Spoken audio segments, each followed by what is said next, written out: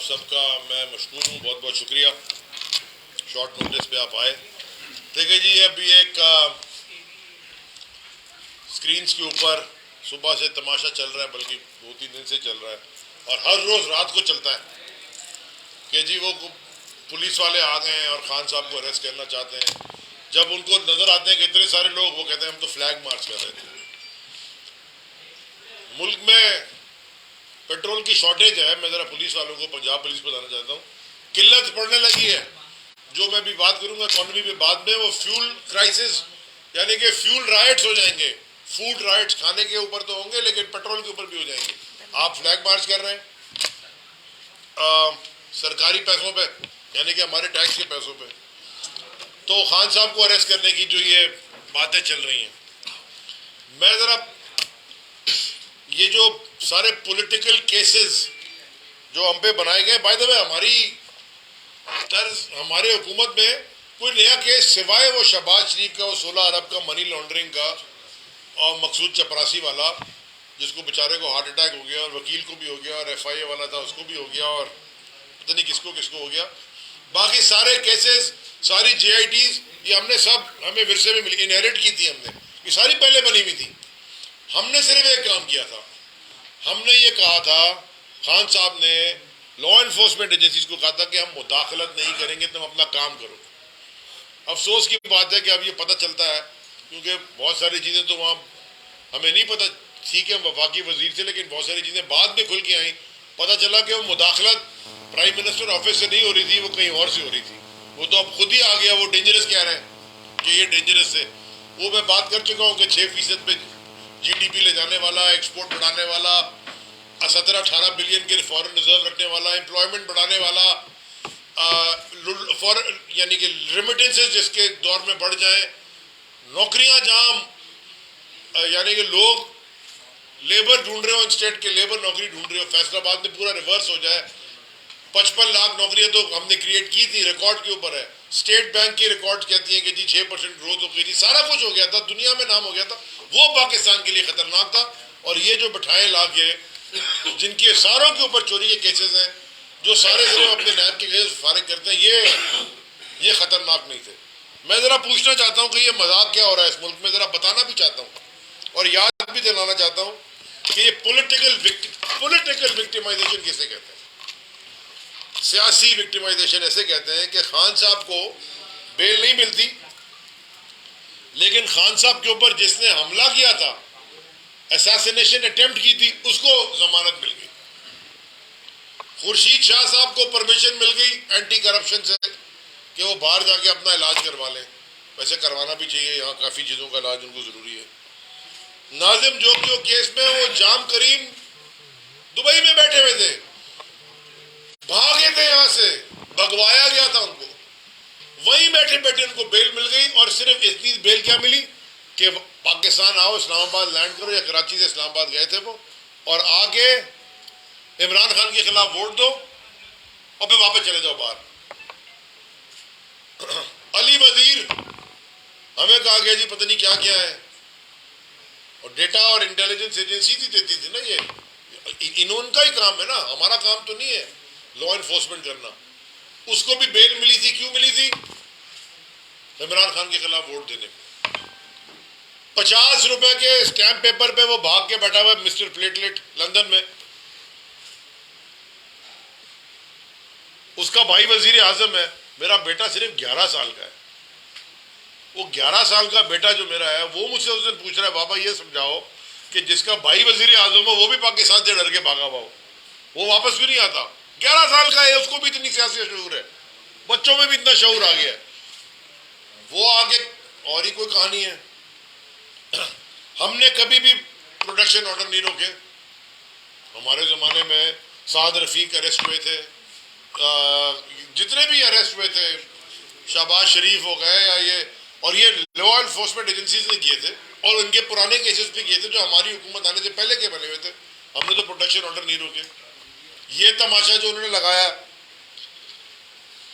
इसका मतलब क्या है? इसका मतलब ये है कि इनके पास पाकिस्तान के मसलों का हल ये है कि इमरान खान पे अटैक कर दो, PTI की लीडरशिप को बंद कर दो, और अब इस मुल्क में मुकद्दस गायों की लिस्ट में आसिफ जरदारी और बिलावल का नाम भी आ गया, क्योंकि शेख रशीद को इसलिए बंद किया था क्योंकि उन्होंने उनके ऊपर कोई कमेंट कर दिया और उनकी तौहीन जरदारी हो गई, तौहीन जरदारी और तौहीन बिलावल हो गई।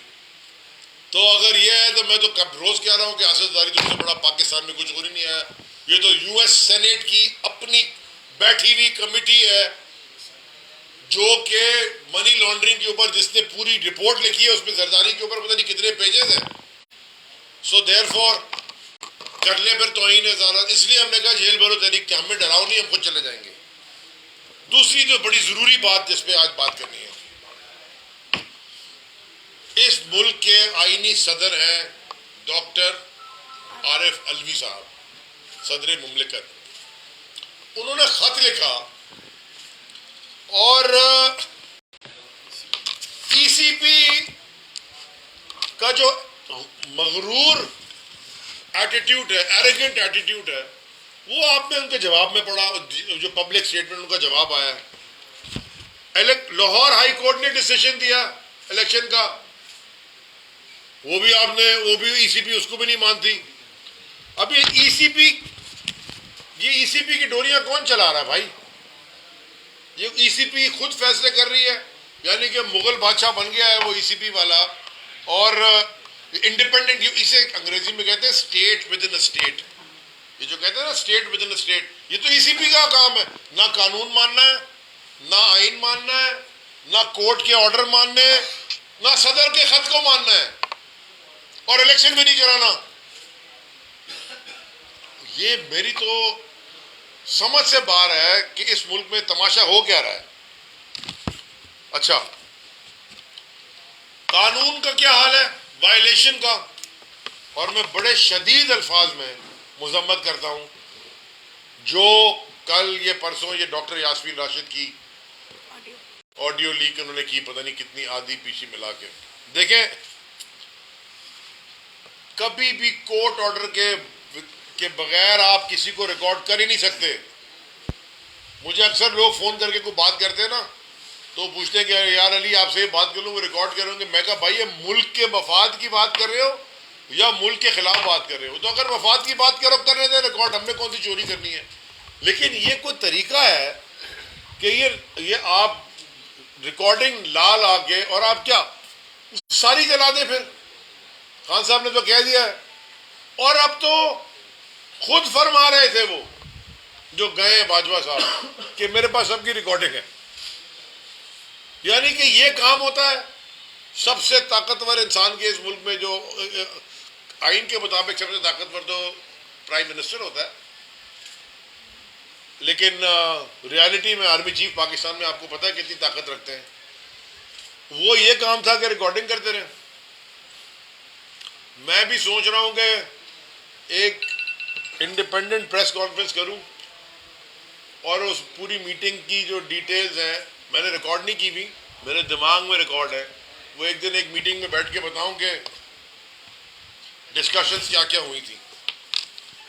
क्योंकि वो वजीर था, मैं उस वक्त एक दिन पहले वजीर था, जो भी बातें हुई थी वो हुई थी।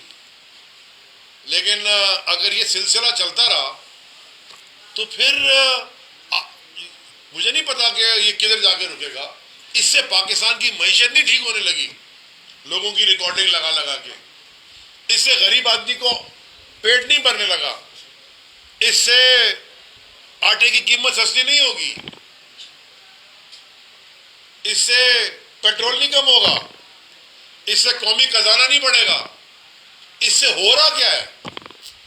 इससे हो ये रहा है कि इस मुल्क पे अपने ही लोगों का कॉन्फिडेंस खत्म हो रहा है, और तकरीबन मिलियन लोग जा चुके हैं पिछले 10 महीने से मुल्क छोड़ के। अपने अपने फील्ड्स के एक्सपर्ट्स वो छोड़ के चले गए, बाहर चले गए। कोई भी चले जाए, बस रोजी की तलाश से ज्यादा इज्जत की तलाश में चले गए हैं कि हमें कहीं इज्जत तो मिलेगी, हम कहीं बाहर जाके काम करेंगे, मेहनत मजदूरी करेंगे, ईमानदारी से 2 पैसे कमाएंगे, सर उठा के जिएंगे, और ये रिकॉर्डिंग तो नहीं होती रहेगी। कोई हमने ट्वीट कर दी तो हमें उठा के कोई लेके नहीं चला जाएगा, फिर हमें फोन करके ब्लैकमेल नहीं किया जाएगा, कोई वीगो हमारे घर के चक्कर नहीं लगाएंगी। कोई पुलिस वाले हमें धमकियां नहीं देंगे, हमें गली के कोने पे, हर गली के कोने पे पुलिस वाला खड़ा होके रिश्वत नहीं मांगेगा, और नहीं देंगे तो गाड़ी नहीं चढ़ाएगा हमारे ऊपर। हर एक के पास तो प्रेस का कार्ड नहीं है मेरे भाई। थोड़ी बहुत वो आपके डर से आपको छोड़ देते हैं, आप जब प्रेस का कार्ड दिखाते हैं तो। जो जिसके पास नहीं होता ना उसके साथ पूछो। मैं आपको आज ये भी बताऊं, एज ए मिनिस्टर ये मैंने तजुर्बा किया है कई दफा, बगैर इनमें से भी किसी को बताए, कि मैं निकल गया ऐसे स्कूटर पे बाहर, मोटरसाइकिल पे पीछे बैठ के, खाली देखने के लिए कि क्या तमाशा करते हैं। और जब हेलमेट उतारी, चश्मे उतारे, तो सर आप हैं। वो भाई अगर मैं नहीं होता तो वो जो नहीं होता उसके साथ तुम शरीफ आदमी के साथ तुमने क्या करना था? मैं तो सिर्फ जमीर की आवाज जगाने निकला था ना। मैंने ये कोई सोशल मीडिया पे चढ़ाया कि जी देखें ये क्या कर रहा है, क्योंकि मैं उनको भी नहीं जलील करना चाहता। उनकी भी मजबूरी मुझे पता है बेचारों की, उनके घर में भी बच्चे हैं, वो भी तबाही का शिकार है, क्योंकि आपने तालीम का निज़ाम तबाह किया है मुल्क में। उनके बच्चे के कोई उम्मीद नहीं रखे। हेल्थ का निज़ाम तबाह किया है। हेल्थ कार्ड इमरान खान ने दिया KPK में और पंजाब में, वहां रिमोट एरियाज में प्राइवेट अस्पताल बनना शुरू हो गए थे, इन्होंने बंद कराया आके। ये पाकिस्तान और पाकिस्तान की अवाम की मुखालिफ हुकूमत बैठी है या बिठाई गई है। ये पाकिस्तान और पाकिस्तानियों को दलदल में डुबो रहे हैं, धंसा रहे हैं नीचे। और इनसे बात करो तो ये अरेस्ट करवाने की धमकियां देते हैं, या करवा लेते हैं, FIR काट देते हैं, और या इमरान खान को अरेस्ट करने की बात कर लेते हैं, वहां चला देते हैं। वो मेरी समझ में नहीं आया कि जो कल उन्होंने फरमाई, वो क्या मैं बोलूं, अब खातून के लिए कुछ बोलना भी नहीं, चले मरियम बीबी पे मैं कल मरियम बीबी ने फरमाया मैं नहीं बोलूं, मरियम बीबी ने फरमाया कि शौकत तरीन साहब के जमाने में महंगाई थी, अगर दार साहब कम कर रहे हैं तो इसमें तो तारीफ करनी चाहिए। किस दुनिया में रहते हो भाई? नाश्ते में घास खाई थी, ये कौन, ये क्या बातें करते हो आप लोग? 80,000 रुपए के जूते पहन के महंगाई आपको लग रही है? हाँ, कोई यानी कि इंसान में कोई दूर, अगर जमीर सोया हुआ भी होता है, ख्वाब तो देखता है, सोता हुआ भी, ये तो मरा हुआ है। अभी जो ट्रिप लगाया था ना उन्होंने, वो कौन सी ट्रेन थी जो इंग्लैंड में, वो तस्वीरें आई थी सारे फैमिली लेके जो ट्रेन ट्रिप में गए थे, वो आपको जरा वो आप खुद गूगल कर लें और पता करें उसका टिकट कितना है। VIP इन्होंने जो कमरे बुक कराए थे, ये मेरे पूरे साल की एज वजीर 2.25 लाख रुपए महीने की तनख्वाह से ज्यादा वो एक आदमी के वो ट्रेन का ट्रिप है। ये पूरा खानदान और मेड और सारी लेके जा रहे हैं ट्रेन की ट्रिपों में। वो बड़ी कोई वो जैसे क्रूज लाइन नहीं होती, वो ट्रेन लाइन है बड़ी यूरोप में घूमने की। कोई इनको शर्म नहीं है। और इधर आके जी मेरे दिल में दर्द होता है जब आटे की कीमत ऊपर जाती है। अबे वो आए थे वजीर आजम, मैं कपड़े बेच के, भाई बेच दो ना अपने कपड़े, अल्लाह के वास्ते बेच दो यार। वैसे तो उतर गए तुम्हारे पूरे कपड़े दुनिया के सामने। अभी टर्की गए हो, तो टर्की ने वहां जो 1 लाख टेंट भेजे, वो इन्हीं के टेंट उन्हीं को वापस कर, उन्हीं का ठप्पा लगा हुआ यार। कम से कम किसी और मुल्क के भेज देते, ईरान से भी आए थे तुम्हारे पास, मलेशिया पता नहीं और कहीं से आए थे, वही टर्की के भेज दिए। किन अहमकों की हुकूमत में हम फंस गए? वो defence minister of Pakistan, defence minister यानी कि सारी सर्विसेज मिलिट्री फोर्सेस का मिनिस्टर, जो समरी जहां से आती है मिनिस्ट्री ऑफ डिफेंस से, डिफेंस मिनिस्टर खड़े होकर कह रहा डिफॉल्ट की क्या बात करें, हम तो ऑलरेडी डिफॉल्ट कर चुके हैं। जब हाँ, और हर चीज पे आर्टिकल 6 नजर आ रहा है। जब खान साहब ने बात की थी, वो कितने 10 महीने पहले खान साहब ने ये एक टीवी शो में कहा था कि याद रखें ये इधर होने जा रहा है, आप पॉलिटिकल स्टेबिलिटी हटा रहे हैं, इकोनॉमिक स्टेबिलिटी नहीं होगी, और जब इकोनॉमिक स्टेबिलिटी नहीं होगी आपकी नेशनल सिक्योरिटी कॉम्प्रोमाइज हो जाती है। ये तो उसमें कोई दो सोचने की बात ही नहीं है कोई। खाली पेट्रोल डालने से गाड़ी नहीं चलती भैया, टायर में हवा भी होनी चाहिए और इंजन में ऑयल भी होना चाहिए। ये पता नहीं क्या समझ रहे हैं और इन्होंने हमारे को कहां ले जाके छोड़ा है। देखें, पूरे दुनिया में ये घूमता रहा है बिलावल, अपने मुल्क में नहीं घूमता, इसको पता नहीं है क्या हो रहा है। बिलावल जरदारी, तुम्हारे वजीर आजम का नाम है शहबाज शरीफ, वो तुम्हारा बॉस है। तुम जिस भी जमात के चेयरमैन बने बैठो, शहबाज शरीफ तुम्हारा बॉस है, क्योंकि वो वजीर आजम है। मैं भी वजीर था ना जब फेडरल मिनिस्टर, तो खान साहब एज प्राइम मिनिस्टर हमारे बॉस थे, और बाकी जो हमारी कोalition हुकूमत के वजीर थे उनके भी prime minister is the boss.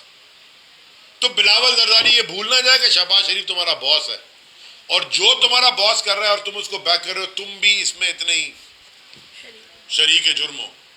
और खैर, तुम्हारे अब्बा के तो शरीक जुर्म कहने का फायदा नहीं हो, तो खुद ही मुजरिम है। आखिरी बात जो मैं करना चाहता हूं, जो इंपॉर्टेंट है, सुबह फारूक भाई ने एक, पता नहीं किसने उनको कहा ये प्रेस कॉन्फ्रेंस कर दें, फारूक भाई ने एक प्रेस कॉन्फ्रेंस की, उनको शायद पता नहीं है और उनके फॉलोअर्स को भी शायद पता नहीं है। मैं जरा ट्यूबलाइट जला दूं ताकि रोशनी में सब नजर आ जाए। 2019 में ये सेंसस की बात हुई थी कैबिनेट के अंदर, और उससे पहले भी डिस्कशन हो रहा था, और हमारे खुद भी रिजर्वेशंस थी सेंसस के ऊपर, कराची के ऊपर। कैबिनेट में एक कमेटी बनी, सब कमेटी, जिसने ये सेंसस को पूरे को इसके ऊपर पूरी स्टडी करनी थी। स्टडी करके एक पूरी detailed report ministry of planning में सबमिट करनी थी, और मिनिस्ट्री ऑफ प्लानिंग ने फिर सीसीआई में प्रेजेंट करना था। सीसीआई जो काउंसिल ऑफ कॉमन इंटरेस्ट है, जहाँ चारों वजीर आला बैठते हैं, जिसको प्राइम मिनिस्टर चेयर करते हैं, और वहां पे एक सेंसस के ऊपर एक कंसेंसस मिले, सबको ऑन बोर्ड लेके डिसीजन होना था। आपको याद होगा कि ये वजीर जो हैं इनके, जरदारी माफिया के, ये बहादुराबाद का चक्कर लगा के कहते थे बिल्कुल ठीक कह रहे हैं, हम आपके साथ खड़े हैं। सेंसस में करवाया सेंसस इन्होंने था, खुद इनके दौर हुकूमत में हुआ था सिंध में। ये पंच उस वक्त भी ये उस वजीर आजम नवाज शरीफ था, सिंध में इनकी हुकूमत थी। हमने दर्जनों मीटिंग की उस कमेटी में, डॉक्टर फहमीदा मिर्जा थी उस कमेटी में, मैं कई दफा कर चुका हूं, लेकिन क्योंकि फारूक भाई ने सुबह बात की, मैं जरा उनको क्लैरिटी दे दूं। नूरुल हक कादरी साहब थे, अमीनुल हक साहब थे, और जुबैदा जलाल साहिबा थी, और चेयर उसको मैं कर रहा था। और मेरे ही दफ्तर में, यानी कि मिनिस्ट्री ऑफ मैरीटाइम के कॉन्फ्रेंस रूम में, क्योंकि वो चेयर में कर रहा था, दर्जन कब करीब मीटिंग हुई होंगी उसकी, जिसमें नादरा के चेयरमैन भी होते थे, अब मिनिस्ट्री ऑफ प्लानिंग के लोग भी होते थे, और ये जो पाकिस्तान ब्यूरो ऑफ स्टेटिस्टिक्स उनके भी लोग होते थे, और उनसे कंप्लीट डेटा लेके फिर हमने दावत दी कि लोगों को, एमक्यूएम वाले अपनी एक टीम ले आए, अपने सवालात रखें, और पीटीआई वाले भी अपनी टीम ले आके अपने सवालात रखें। आप भी आए थे उस मीटिंग में, और एमक्यूएम के भी 3 लोग आए थे, और हमारे पास से भी 3 लोग आए थे, और सारे सवाल के जवाब दिए गए। उसके बाद एक समरी बना के हमारी भेजी गई मिनिस्ट्री ऑफ प्लानिंग को वापस। सेंसस, हाँ ये लिखा है 10 साल में होते हैं ना, तो 17 साल बाद तो पिछले हुए थे। अगर 10 साल में होते हैं तो पहले फिर कानून किधर गया? इलेक्शन पे इलेक्शन तुम करवा रहे थे, 17 साल से तो वही नहीं थे। 2027 में अब होगा अगले वाले 2027 में। लेकिन एक कलेक्टिव विजडम ने एक फैसला ये किया कि सेंसस हम तेज वाला, डिजिटल, ताकि ट्रांसपेरेंट रहे, टेक्नोलॉजी को इस्तेमाल करके एक दोबारा सेंसस करवा लें। सीसीआई में समरी गई, अब ये सुने आप, सीसीआई में समरी गई, और आपको पता है कि सीसीआई में समरी को अपोज किसने किया?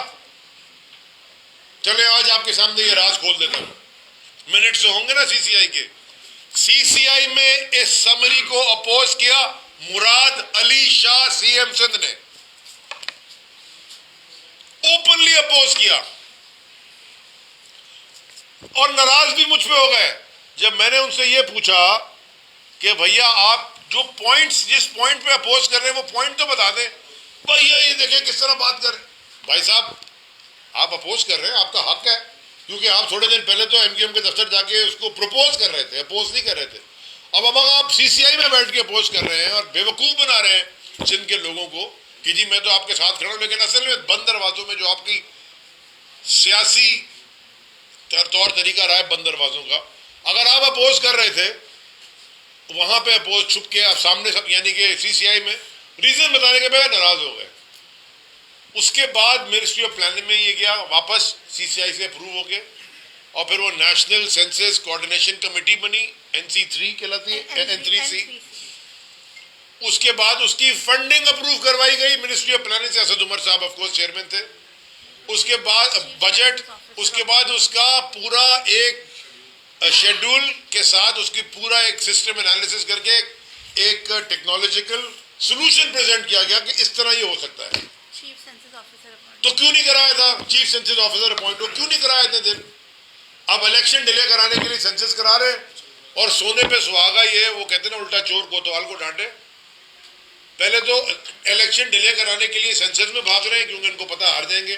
कल ये खुद भाग गए एमक्यूएम वाले भी, उससे पहले पीपल्स पार्टी वाले भी, और फारूक सत्तार साहब को उन्होंने बना दिया, टोपी बना के खड़ा कर दिया कि जी आप जाके क्रेडिट ले लें। ओ भाई क्रेडिट इमरान खान को जाएगा। कराची वालों, सिंध के बाशिंदों, ये क्रेडिट इमरान खान को जाएगा। ये उनकी हुकूमत ने हुआ था सारा, ये सारा ट्रेल रिकॉर्ड है। 10 साल की जगह 7 साल में हो गया। अप्रैल में होना था और ये यहां तक पहुंच गए। तो मेरी आखिरी लाइन देखें, जो इस मुल्क में तमाशा चल रहा है ना वो सब रोज दुनिया देख रही है। बड़े लोग मिलते हैं, वो कहते हैं कि अली दादी कराची में अब रहने जैसा नहीं रहा, निकलो। अच्छा, फैमिलीज ने, बिजनेस फैमिलीज ने अपने बच्चे बाहर भेज दिए और एक रह गया है वो बेचारा क्योंकि मजबूर है, क्योंकि सारा बिजनेस यहाँ है जितना चला सके, बाकी फैमिलीज बाहर चली गई हैं। ये ब्रेन ड्रेन हो रहा है पाकिस्तान में। वैसे ही आपने एजुकेशन में इतनी डिफरेंस रखी हुई है कि बेचारा जो गवर्नमेंट स्कूल वाला है वो उसकी तबाही है एजुकेशन की। वो पब्लिक स्कूलों में और प्राइवेट स्कूलों में लोग क्यों बच्चों को डालते हैं? पेट काट के पब्लिक प्राइवेट स्कूलों की फीसें भरी जाती हैं। क्यों? अपने बच्चों को लोग तालीम देना चाहते हैं। ये सरकार का काम होता है। प्राइवेट अस्पताल में क्यों डालते हैं लोग? क्योंकि गवर्नमेंट हॉस्पिटल्स में ये अपने कुत्ते नहीं जाके ट्रीट करवाएं, घर के जानवर नहीं ट्रीट करवाएं। ये समझते हैं लोग इंसानी पाकिस्तानी तो जाके ट्रीट। देखें, मैं पाकिस्तान के लोगों, आपको मैं आखिरी बात करना चाहता हूँ, मुझे नहीं पता पीछे कवर हो रही है कि नहीं हो रही, लेकिन सोशल मीडिया पे जरूर चलेगी। ये टाइम आपका इस मुल्क के लिए खड़े होने का है, इस मुल्क के साथ खड़े होने का है। अगर आप अभी भी सोते रहे ना, यानी कि आपने अगर अभी भी सोचा कि ये डूब जाएगा मुल्क, मैं हर दफा कहते आ रहा हूं, फ्यूल राइट्स और फूड राइट्स, पेट्रोल के ऊपर यहां हंगामा होगा और खाने पीने पे पाकिस्तान में कभी भूख से कोई नहीं मरा, भूखा नहीं मरता यहां पे कोई। अल्लाह ताला का करम रहा है इस मुल्क में। भूखे को खाना खिलाने वाले बहुत लोग हैं, लेकिन जो वो बेचारे भूखों के खाने खिलाने वाले साहिब हैसियत लोग थे, उनका हाल भी बुरा है। तो ये वक्त है कि आप खड़े हों अपने मुल्क की खातिर। दुनिया में आपकी इज्जत, कहीं भी आप चले जाएंगे ना, वो फिर आपसे सदियों पूछेंगे फेल्ड स्टेट। हम फेल्ड स्टेट नहीं सोच के पैदा हुए थे। ये पाकिस्तान ऐसे नहीं पैदा, ये अल्लामा इकबाल का ख्वाब ये नहीं था। इतनी मेहनत और इतनी कुर्बानियां हमारे बुजुर्गों ने नहीं इसलिए दी थी। और मैं सारे पाकिस्तान की बात कर रहा हूं, यहां रहने वालों की और यहां से ना रहने वालों की। पहली असेंबली जिसने, लेजिस्लेटिव असेंबली जिसने करारदाद पाकिस्तान मंजूर की थी, वो सूबा सिंध की थी। सिंध के लोगों ने वेलकम किया खुले आम, आके हाथ खोल के आओ हमारे साथ रहो। एक साथ रहते थे सब। ये लसानियत की सियासत, मजहब की सियासत, नजरिए की सियासत से हटा के इन गंद में लगा के और यहां तक पाकिस्तान को लाना, ये सब याद है। सिंधु देश और जाग पंजाबी जाग और वो क्या वो जिन्नापुर और ये सारा तमाशा इस मुल्क में हो गया है। सबको पता था हो रहा है और सब चुप थे।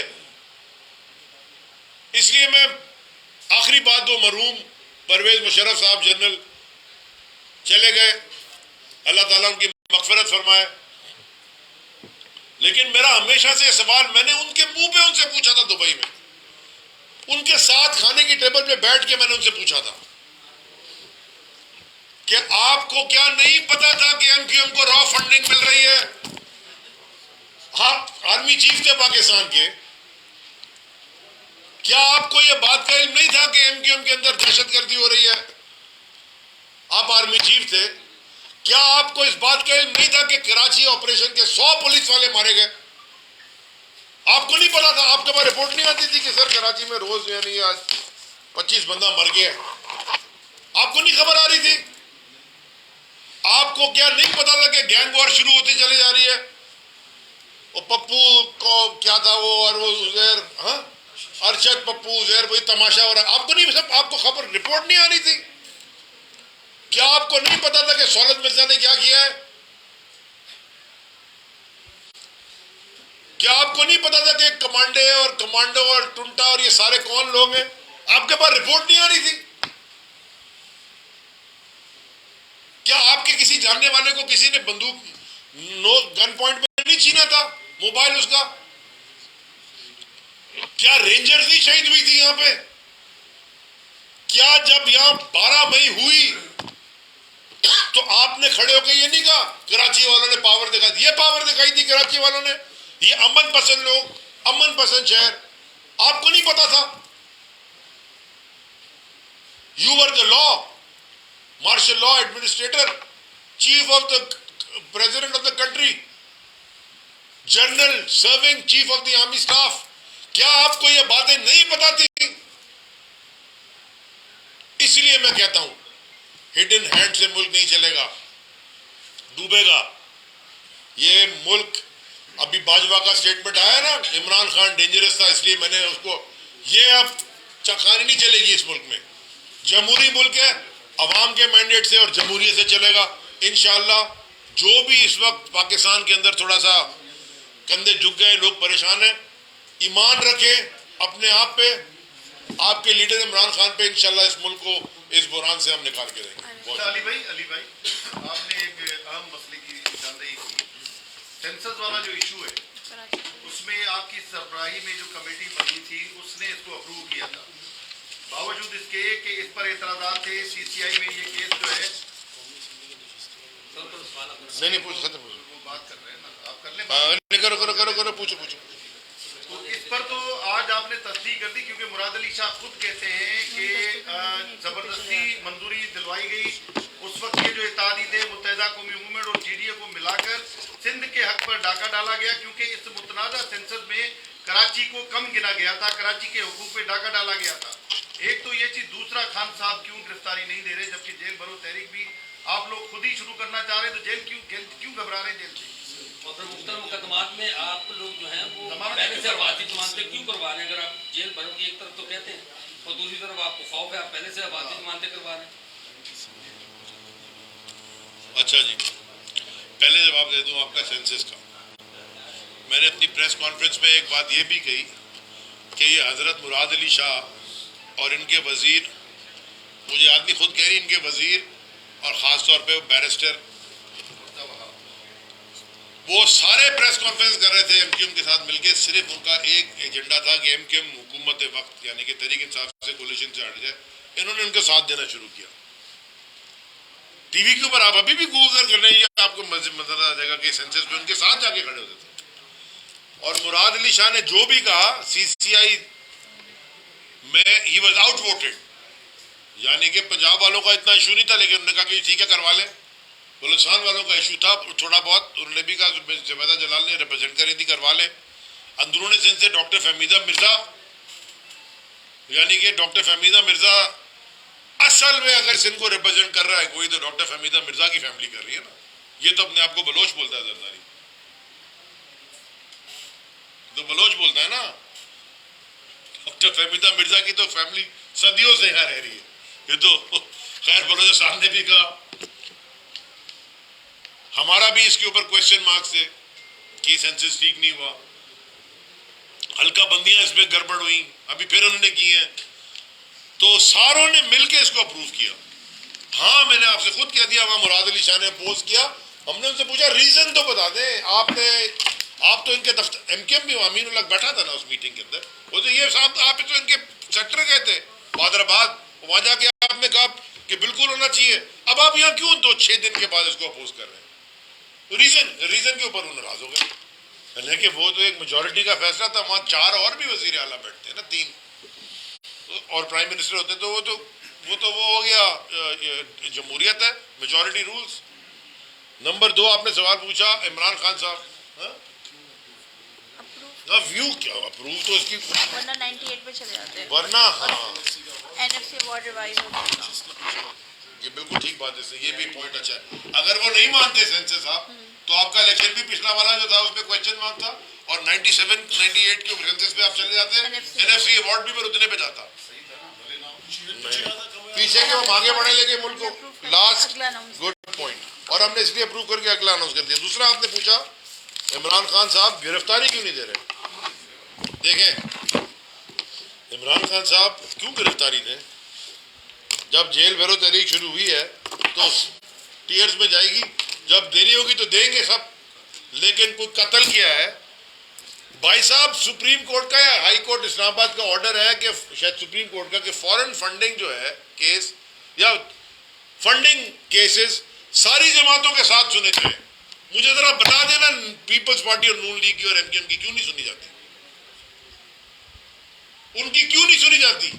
हमने तो रिकॉर्ड दिया पता नहीं कितने डोनर्स का नाम के साथ, हजारों हैं, और अगर उसमें कोई किसी की कंपनी का नाम का चेक था 200-500 हज़ार डॉलर का जो गलत आ गया, वो आप वर्स्ट केस ये कर सकते हैं, वापस ले लें आप। मलेशिया के पाकिस्तानी को इंडियन दिखा रहे हैं, यानी कि कोई अगर किसी की शादी हुई भी है, अमेरिका में रह रहा है पाकिस्तानी, यहाँ पैदा हुआ, यहाँ पला पड़ा है, स्कूल यहाँ गया है, यहाँ पाकिस्तानी, उसकी शादी एक मुसलमान खातून से हुई जो इंडियन ओरिजिन की अमेरिकन हो गई है, आप कह रहे हैं जी वो इंडियन है, अहमकाना हरकतें करके। और इसमें अगर आपने इमरान खान को अरेस्ट करना है तो इससे ज्यादा तो पॉलिटिकल विक्टिमाइजेशन है ही कोई नहीं। जहां तक आपने कहा बेलों पे, हम अपने केसेस सारे हमारे पे झूठे केसेस बने, वो हम केसेस लड़ेंगे और हम केसेस को ऑन द रिकॉर्ड रखेंगे, माफ भी करवाएं हम, आप वो केसेस यानी कि जीतेंगे भी। जहां तक हमने जेल भरो तहरीक की बात की है, हम ये बताना चाहते हैं हम डरते नहीं है जेल शेल से, लेकिन हम झूठ में कन्विक्शन नहीं देंगे अपनी डर के, तो हम खुद आ जाएंगे, आपको डरने की भरोसे की जरूरत नहीं है, परेशान होने की जरूरत नहीं है। अच्छा अली साहब, सवाल ये है कि यार आप दोनों एक सवाल है, इधर ये सारे करके जाएंगे, तसल्ली होगी आपकी। ये बताएं मुझे, आप ये कह रहे हैं कि पहले जो है वो लीडर, बाद दुनिया की कौन सी ऐसी कोई तहरीक है कि उसमें लीडर जो है वो पीछे है, वो कारकुनों को कहता जाए भाई पहले ये आपका दरिया आप क्रॉस करें, मैं बाद में आता हूँ।